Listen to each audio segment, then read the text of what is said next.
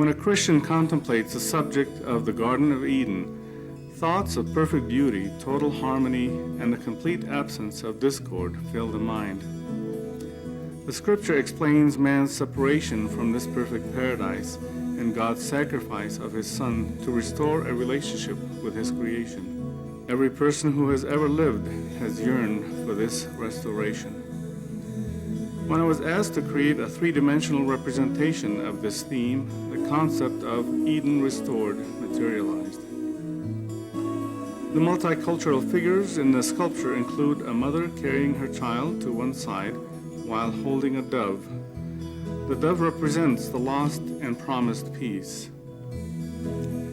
A full-size adult male lion is included in the next grouping. A young adult man is petting the lion from one side while a toddler is cradling the large cat's mouth in complete trust and affection. The trusting relationship between the king of beasts and an innocent child represents God's instituted day of trust and relationship made holy at the end of the creation week.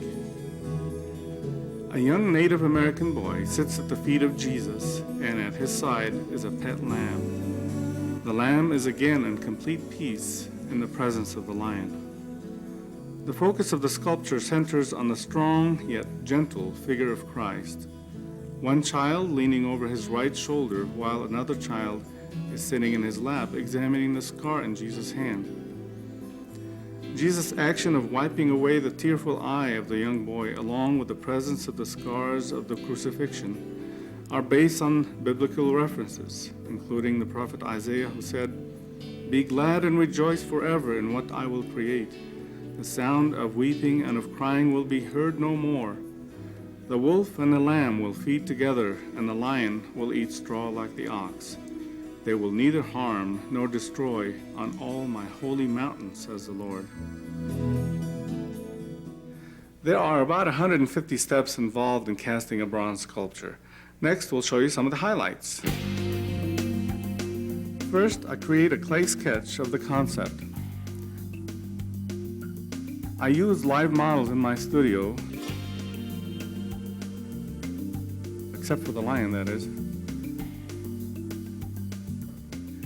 I began sculpting a quarter life-size model called a maquette. We like to use a quarter life-size because it's easier to work out the composition on that scale.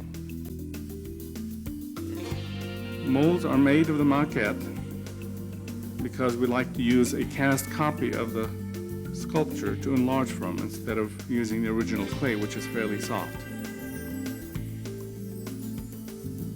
Liquid rubber is brushed onto the original clay.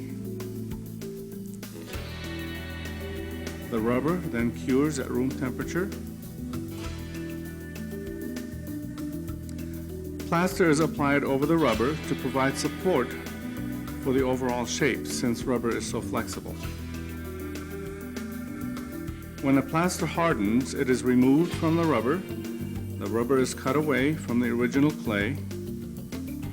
A wax copy was cast from that mold to use for the enlarging. The wax figures are then enlarged using a custom-made three-dimensional pantograph.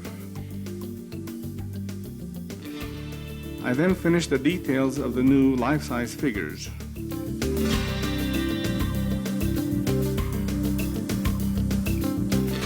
The life-size figures are then sent to be molded, just like the maquette.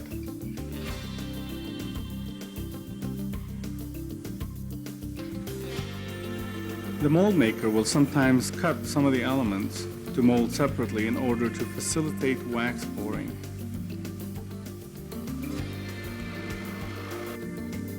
And then the mold parts are reassembled and taken to the foundry.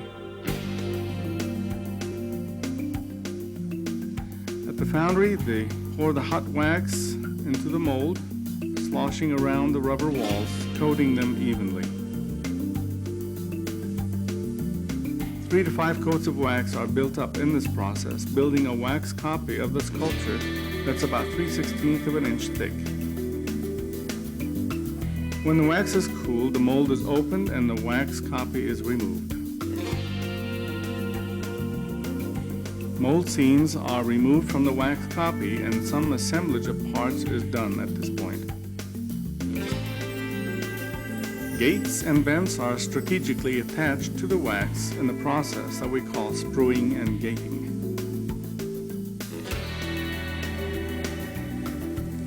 The wax assemblage is then dipped into a fine ceramic slurry and quickly sprinkled with a very fine sand, beginning the process of building a ceramic shell. The ceramic shell is built up to about ½ inch thick, consisting of about 13 coats. Each coating is allowed to dry completely before the next coating is applied to prevent the layers from cracking. This process takes about 10 days. The empty shell containing a negative copy of the sculpture is then fired in a kiln to a temperature of 1700 degrees. The bronze at the same time is being melted in an induction oven. When the bronze reaches 2100 degrees and the ceramic shell is at 16 to 1700 degrees, the shell is removed from the kiln and supported in a sandbox, and the molten bronze is poured into the open cup.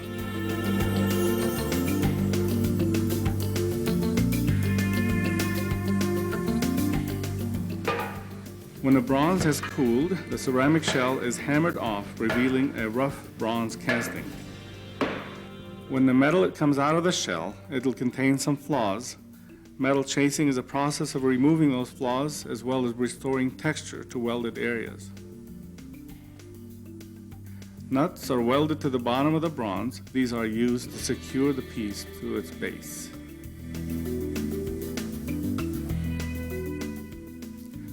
When a full sculpture has been assembled and chased, it is then sandblasted in preparation for the application of the patina.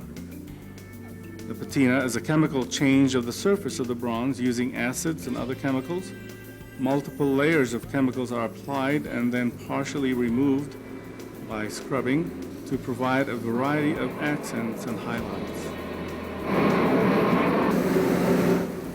The final process involves the application of a wax coating to protect the finish.